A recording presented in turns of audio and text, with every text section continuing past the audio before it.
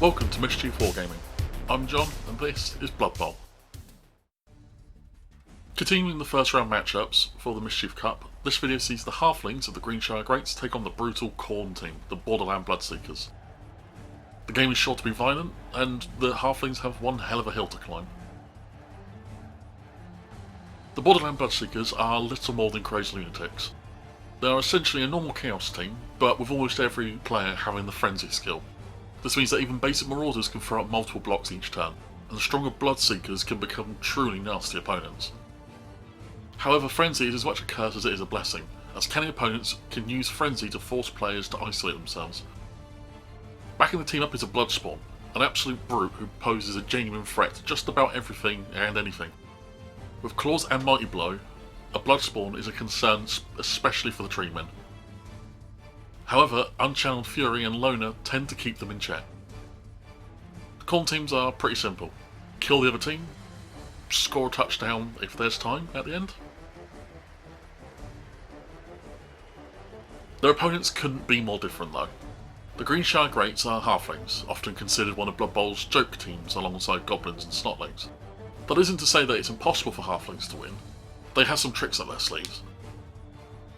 The first noble thing is that the Greenshire Greats are the only team to start this particular league with more than 11 players, and to already have an apothecary on staff. Whilst this won't completely mitigate losses, it means that they can afford one or two even early on. Of course, the heart of the Treemen is Matilda and Gertrude, the pair of Treemen.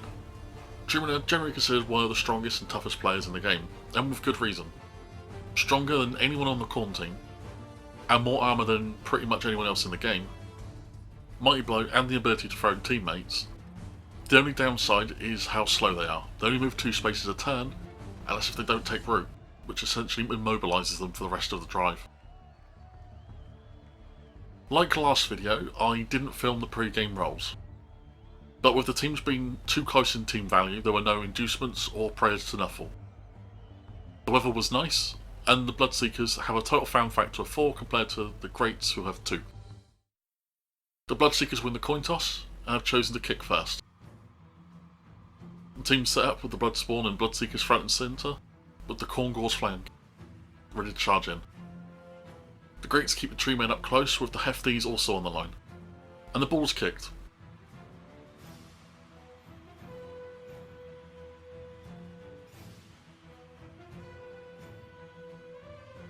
The kickoff result is changing weather, but since the result ends up being the same perfect conditions, the ball scatters before it lands.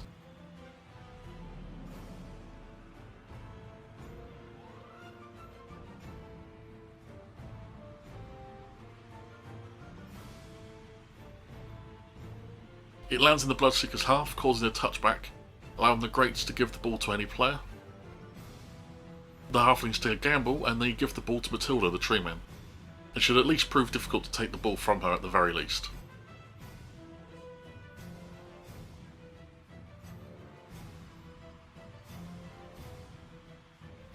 And the game begins with the Halflings making safe moves. Matilda makes her take root test. As long as the Treeman doesn't roll a 1, things are good. With that done, she throws a block at the Bloodseeker Spleen Rip. The Khorne warrior stumbles back.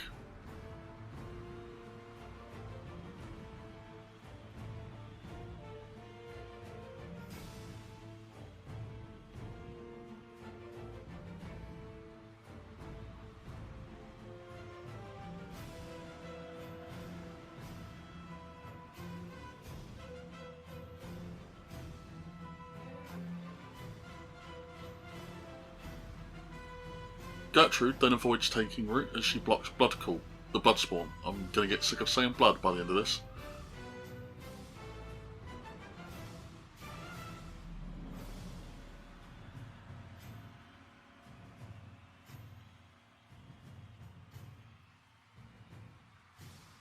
With a good armour roll, the Bloodspawn is stunned.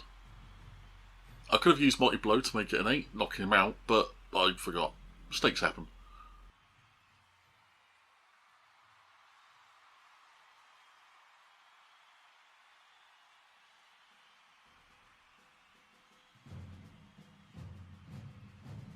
Lastly, the two Hefties dodge away from their much bigger, stronger, angrier opponents. The Bloodseekers begin their turn by turning over Bloodcall and then standing Spleen Rip up. The majority of the team then move into position.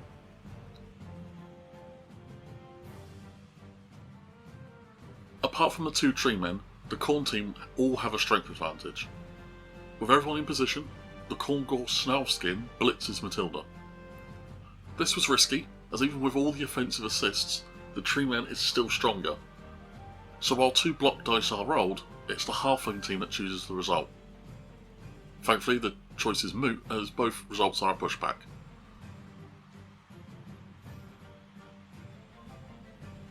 The Bloodseeker Skull Rage is in a better position, however, and has more offensive assists, as he blocks Gertrude. While the result is a stumble, stand firm means Gertrude doesn't move when falling. Unfortunately for Skull Rage, he doesn't break through Gertrude's thick armour.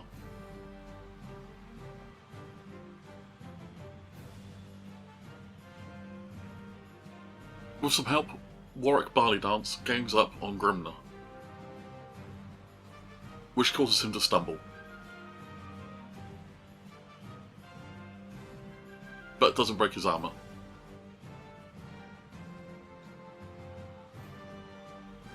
Pete Cloudmeadow then blitzes Herc, which would have ended in disaster, but after using one of the Greats' team room rolls, Herc stumbles.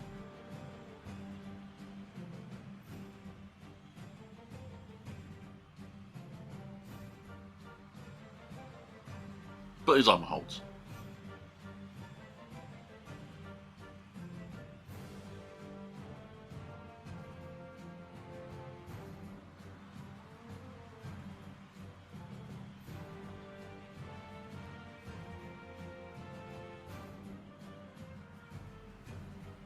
Gertrude thankfully doesn't take root and is able to stand up.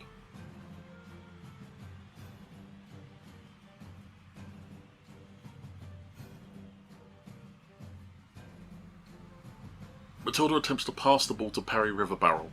It's a short pass, and a 6 means the throw is accurate. Jeff tries to deflect, but is unsuccessful.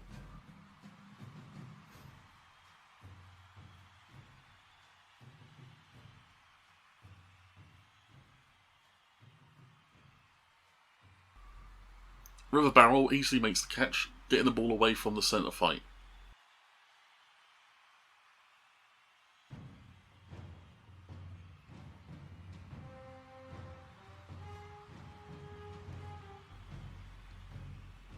The moment doesn't last, as Herc gets up and blitzes parry.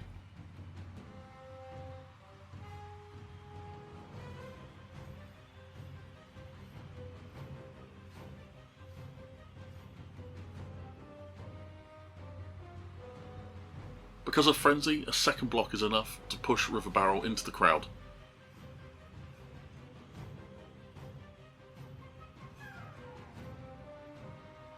Who get their boots in and stun the Halfling.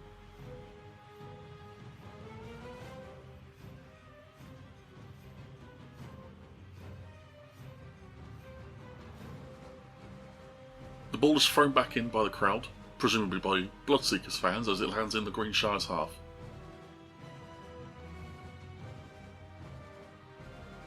Spleen Rip takes a chance and blocks Gertrude, with a lot of help.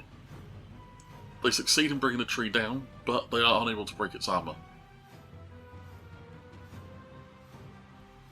Gra then blocks Steve Quickbottle, knocking him to the ground, but unable to break the Hefty's slightly tougher armour. Gorehound then blocks Martin Moonbow. With an assist, the Khorne is easily able to overpower the Halfling Hopeful, breaking his armour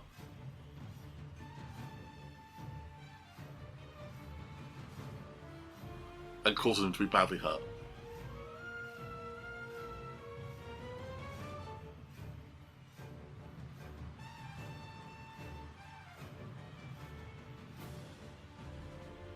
Lastly, Hurrah dashes forward and picks up the ball.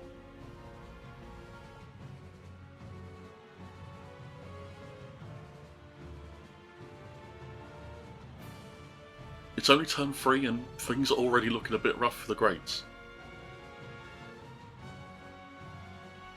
Gertrude is able to stand up.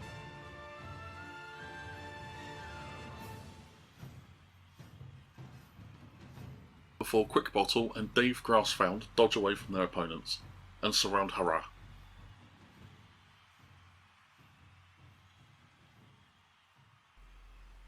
Warwick Barley Dance then blitzes the ball carrier.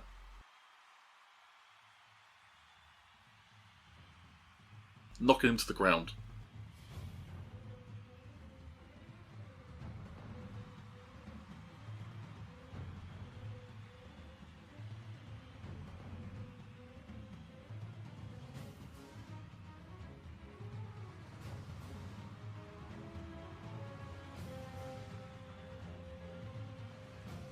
But not breaking his armour. However, it causes the Marauder to drop the ball, which was the intended effect. Matilda then blocks Snarlskin, but only manages to push the Beastmen back.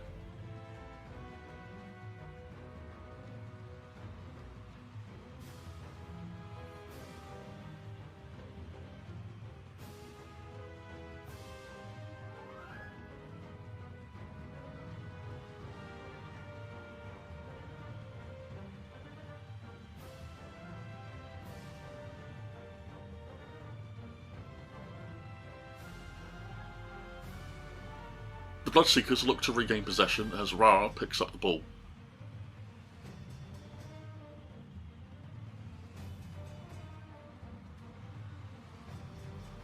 Then, the Bloodcall finally gets a shot at Matilda.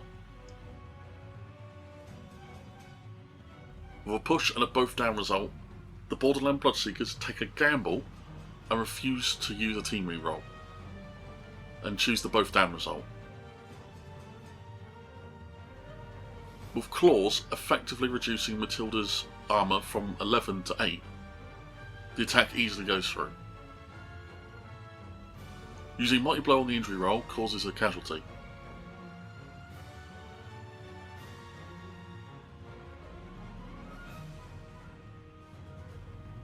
Not just that though, Matilda is dead. However, the Greenshire Greats have an Apothecary, which allows the reroll of a casualty roll. Not only is Matilda not dead, she's fine and is placed in reserves. Bloodcall wasn't so lucky, as the both down result broke his armour too, and caused him to be seriously hurt. Well, he'll miss the next game. The gamble absolutely failed because of the Apothecary. This also causes a turnover, so it's back to the Greats. Despite that massive bit of good luck, by this point it is clear to the Halflings that there isn't much they can do to prevent the Bloodseekers from scoring. So the effort is instead moved towards trying not to die. Gertrude does take a shot at Spleen Rip, however, but is only able to push him back.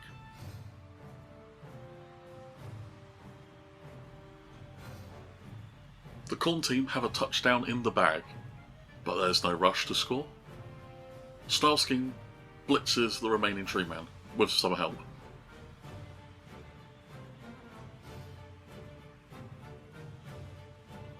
They bring Gertrude down, but are unable to break her armour.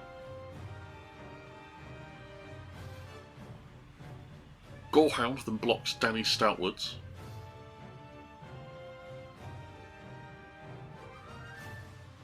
Easily smashing the catcher to the ground and breaking his armour.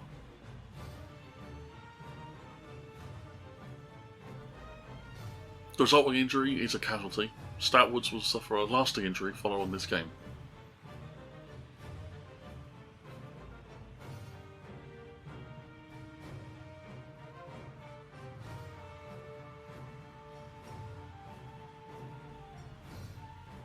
Graf blocks Grassfound.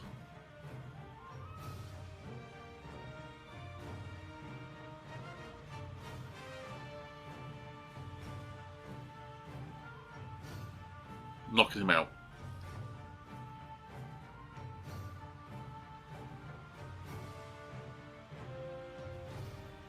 Hurrah attacks Quick Bottle,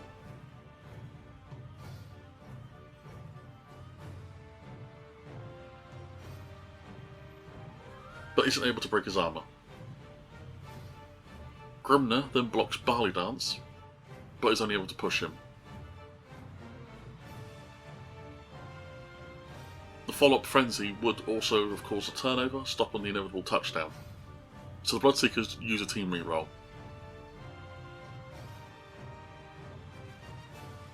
This frees up Ra to score a touchdown. The Borderland Bloodseekers lead 1-0 against the Green Shire Greats.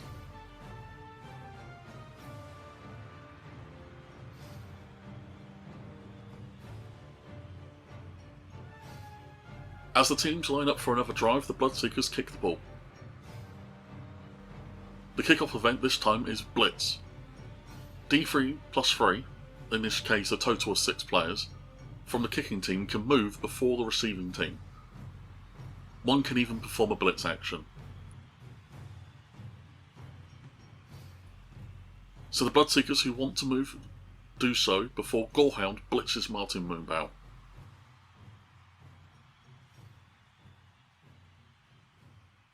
But is only able to push him back. With that done, the ball lands and the Green Shire Greats can actually start their turn. Pete Cloudmeadow blitzes Gorehound, pushing the Beastmen back, before Moonbow tries his luck with a block.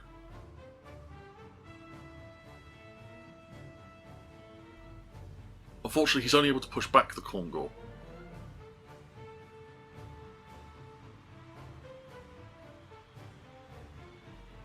Parry River Barrel picks up the ball.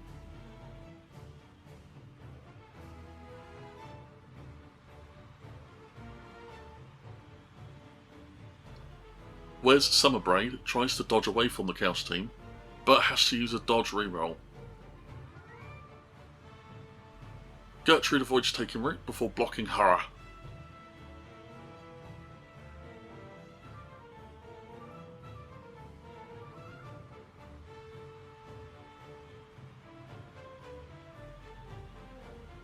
The Marauder stumbles, but his armour holds.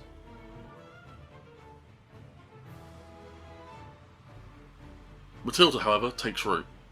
This means that she cannot move for the rest of the drive unless she's knocked down. She's still able to perform any action that doesn't require moving, such as throwing a block at Spleen Rip, knocking the Bloodseeker down, but doesn't break his armour.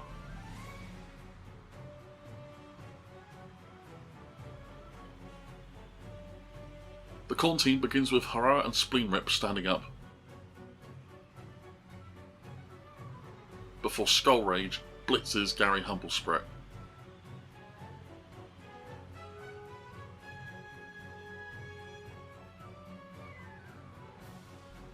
The Hopefuls dodge skills, saving him from stumbling from both this and the follow-up Frenzy block.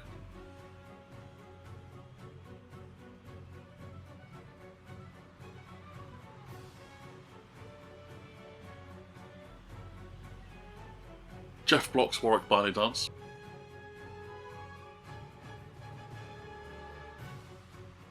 But only pushes him back, even with Fury.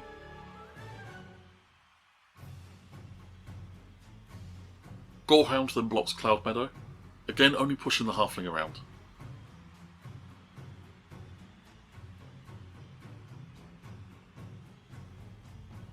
Snarlskin blocks Quick Bottle, but again dodge comes in handy and is only able to be pushed back.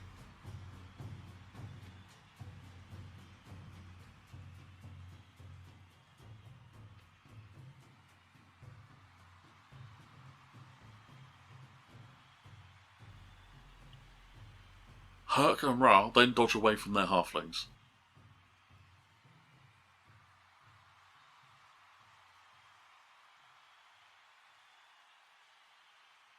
But Gra isn't so lucky and falls to the ground, ending the Bloodseeker's turn.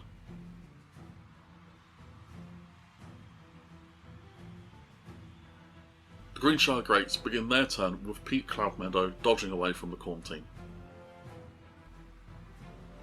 Harry Smoothbrook then dodges before blitzing Jeff.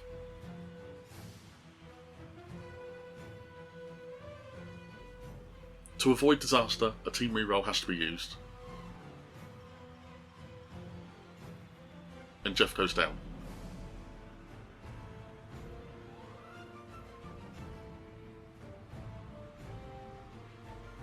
His armour broken, Smoothbrook causes a casualty. Jeff suffers a serious injury.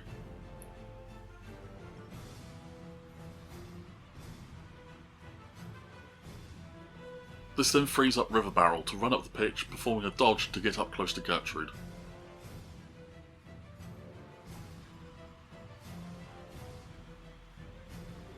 The Treeman then picks up the catcher and throws him down the field. The throw is inaccurate.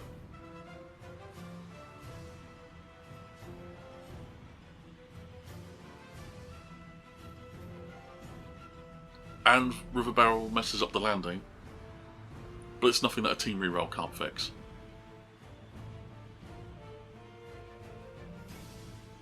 Matilda then blocks Snarlskin, stumbling the Beastman.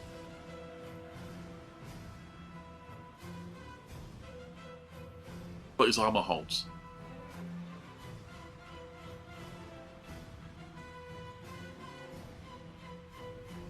Lastly, Steve Quickbottle tries dodging, but has to use a dodge reroll to make it.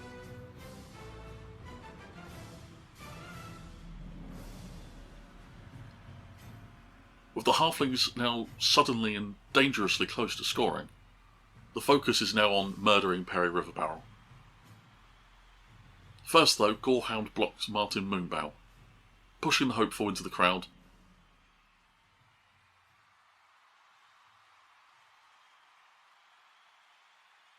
Causes him to be badly hurt. Hurrah then takes his chance and blitzes Perry Riverbarrel.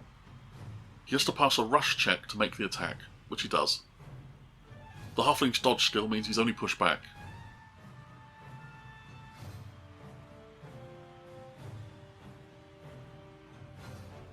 Meaning Hurrah has to pass a second rush check to make a second frenzied block.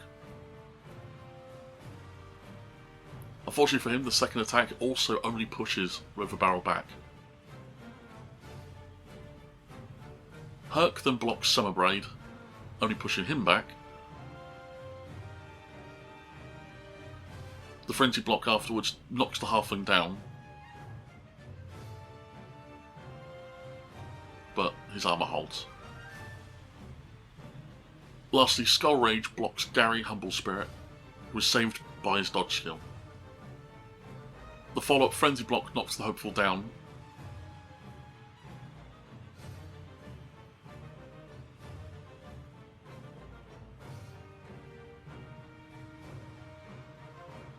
And he ends up badly hurt. With the end of the first half fast approaching, the Greats waste no time in equalising the score. Riverbarrel dodges away from Hurrah, but needs to pass a rush check to score. But disaster! Greenshire uses their last team reroll of the half to pass the check and score a touchdown. The Greenshire Greats and Borderland Bloodseekers are tied with 1 apiece. Dave Grassfound recovers from being knocked out and will be available for the next drive. The teams line up for what can only be described as a lightning drive. The Halflings kick the ball and the kickoff event is again a blitz. This time 6 Halflings can move. Unfortunately for them, the way in which the Bloodseekers have positioned themselves, there's no player that the Greats can blitz with any advantage. The ball then scatters into the Halflings' half, so a touchback is given, and the ball is then given to Skull Rage. Now that it's Khorne's turn, Snarlskin blitzes Wes Summerbraid.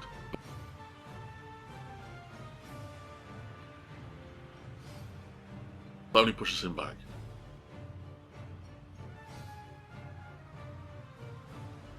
But it leaves Skull Rage open to dodge away from the nearby Halfling.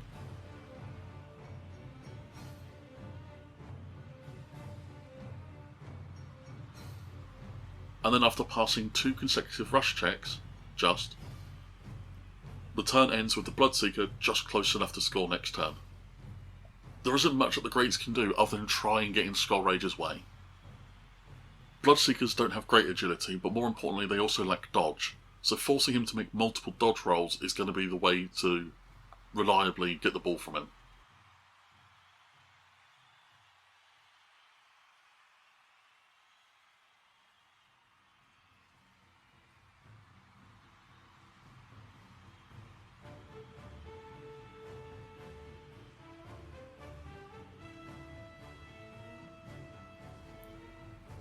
However, the Greats didn't take into account that Skullrage could just punch his way out.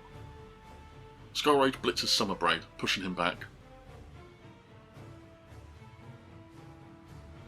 The follow-up Frenzy requires a team reroll to prevent disaster. But after pushing the Halfling back again, Skullrage can continue to move as he elected to blitz rather than to block.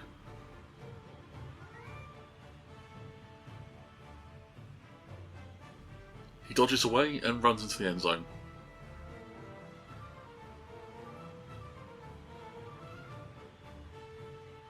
With 2 more consecutive rush checks to pass, the Bloodseeker scores a touchdown on the final turn of the half.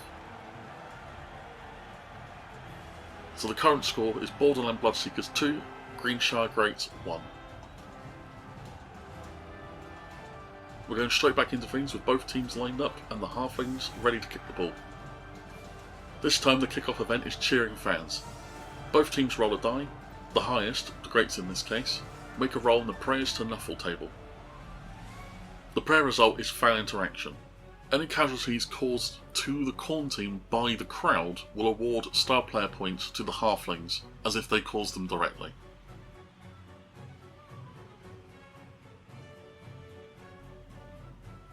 With that done, the turn begins with Gra picking up the ball, although a team reroll is needed already.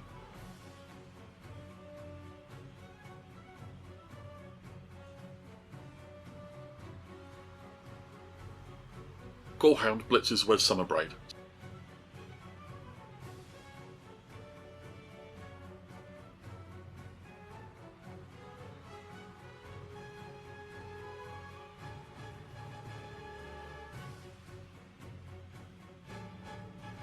Stunning the Halfling hopeful.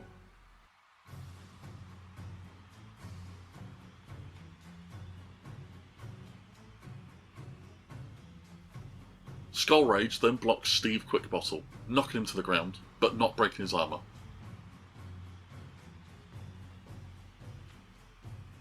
Lastly, Ra blocks Warwick Barley Dance, a both down result.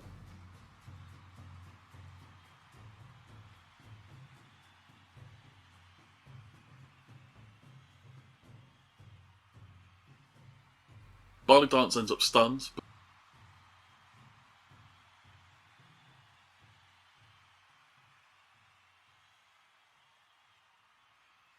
but it's worse for Ra, who ends up knocked out.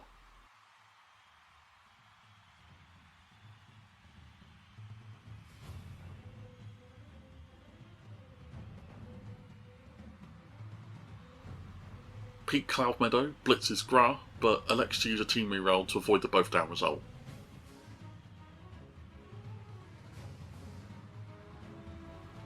Though a push result isn't much better.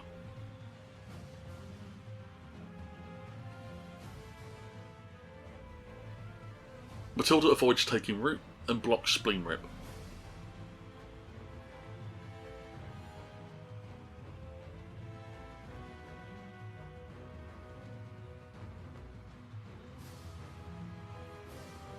With a fantastic armour roll, the Bloodseeker is knocked out.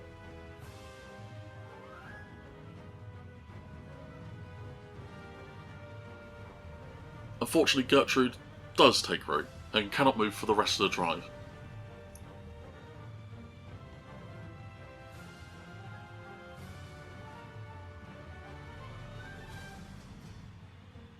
However, the Bloodseekers continue unperturbed, as Gra blocks Dave Grassfound, but only pushing him around.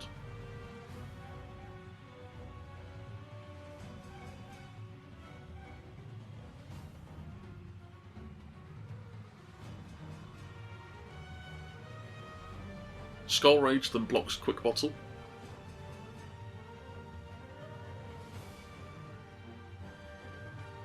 However, dodge once again proves enough to save the halfling.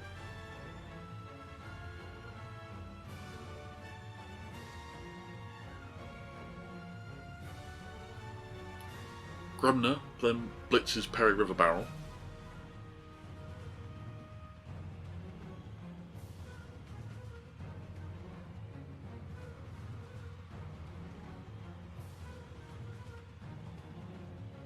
But only pushes the catcher around.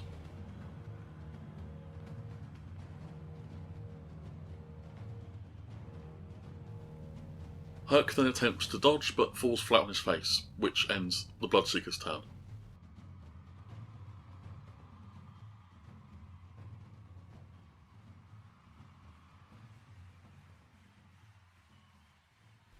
For the Greats, Matilda avoids taking root and blitzes Grumner.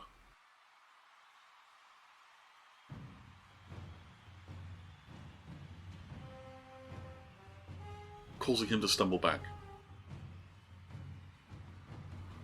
This then causes a chain of pushes which leads to Gorehound being shoved off the pitch and into the crowd.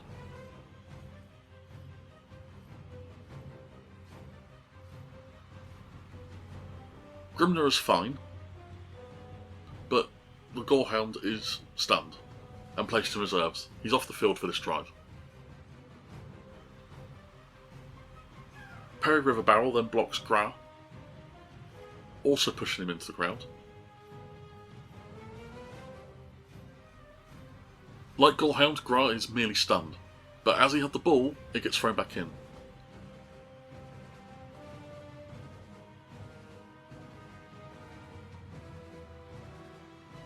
The ball lands deep in Bloodseeker's half.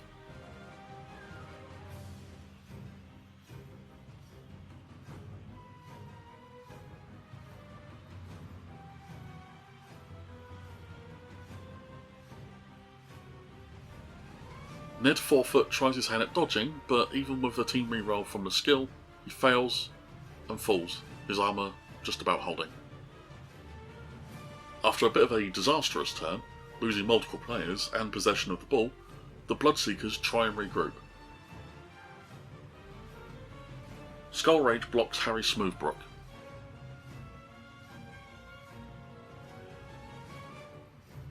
But only shoves the halfling around.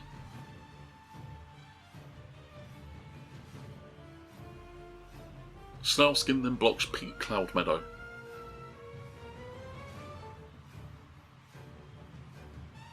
Knocking him down, but causing no injury.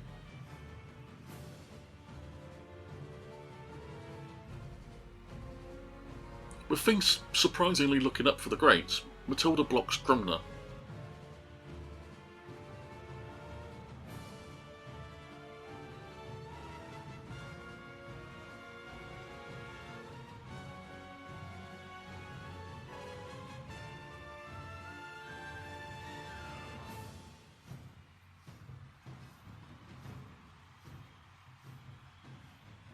Stunning the Marauder.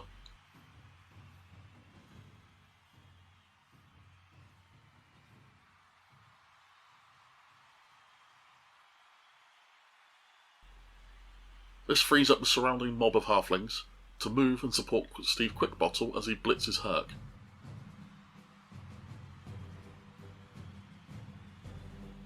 He only manages to push the Marauder around, and a follow-up block from Vince Emberkettle does the same.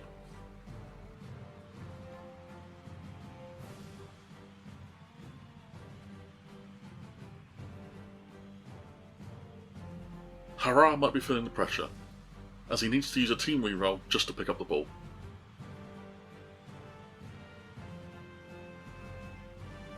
Snarlskin then declares a blitz, but to take advantage of his horns he needs to move first, so as to dodge away from Cloudmeadow before charging back in and pushing the Hopeful into the crowd.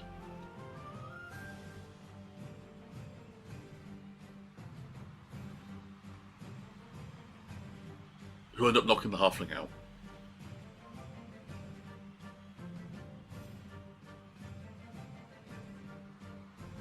Skullrage then continues his personal mission to push Smoothbrook around, harmlessly.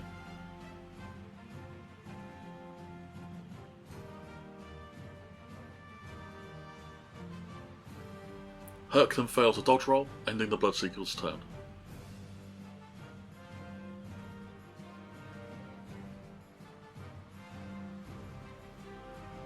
Then what can only be described as a halfling horde descends upon the fallen Herc, as Quick Bottle commits a foul. With so many helpful teammates around him, Quick Bottle easily breaks Herc's armour, which knocks him out. Unfortunately, the referee did notice this, and sends the Hefty off. The Greenshire coach, Wilton Proudpot, tries to argue the call, but the referee is having none of it. Things are looking surprisingly desperate for the Khorne team, as Hurrah runs up and tries an insanely quick pass to Snarlskin.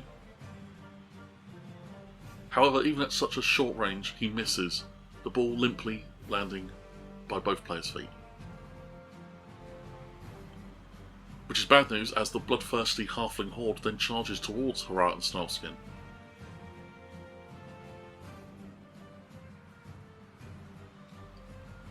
While Ned 4-foot tries to sneak in and pick up the ball.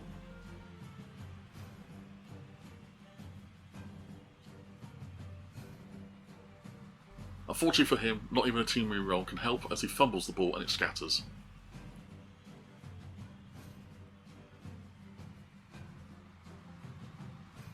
Hurrah blocks 4-foot.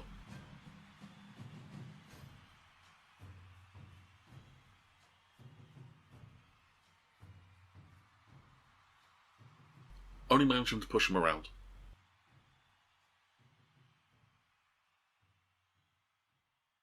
This does leave the ball free for Snarlskin to pick it up.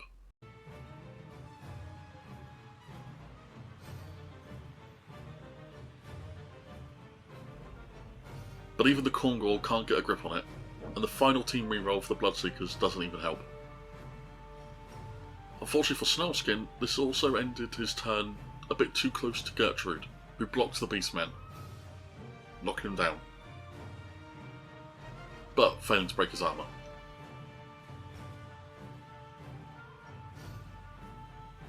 This means Snarlskin is unable to prevent River Barrel from running in and picking the ball up.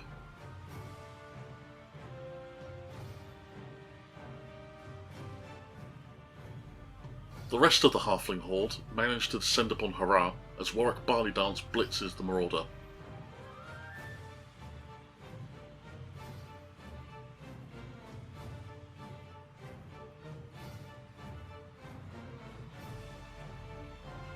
Hurrah stumbles, but his armour holds.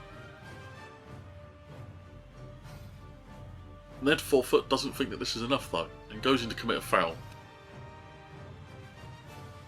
stunning Hurrah instead.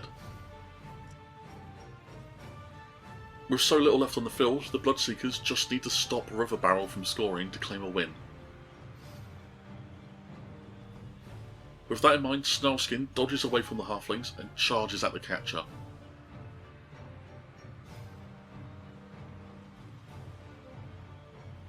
He needs to make 2 rush checks on a 2+ to reach him. But he fails the second one. The Khorne falls and ends up making himself a casualty.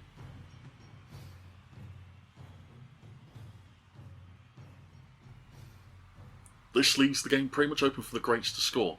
However, River Barrel plays it safe and doesn't rush. He did just see what happened to Snarlskin.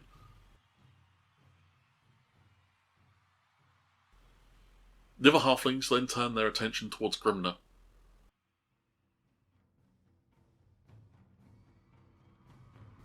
Ember Kettle blitzes the lone marauder.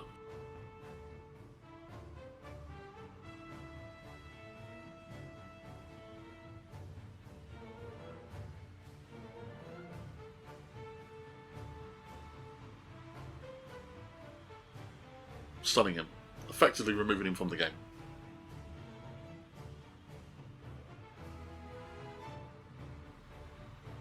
Lastly, Harry Smoothbrook dodges away from the Bloodseeker. On the final turn of the game, there is nothing more for the Bloodseekers to do than to just blitz Harry Smoothbrook.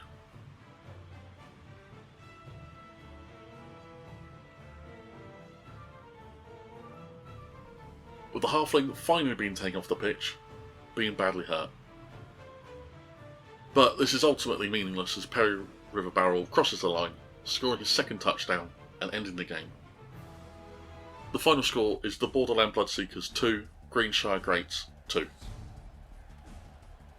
So this game did not turn out how I expected. Whilst I predicted it would be a violent game, I didn't think it would end up in a bloodthirsty halfling horde, taking out Khorne players like scarab beetles in the Mummy. Luck was certainly not on Khorne's side, as that early gamble of taking a both down result on the Bloodspawn really shaped how the rest of the game went.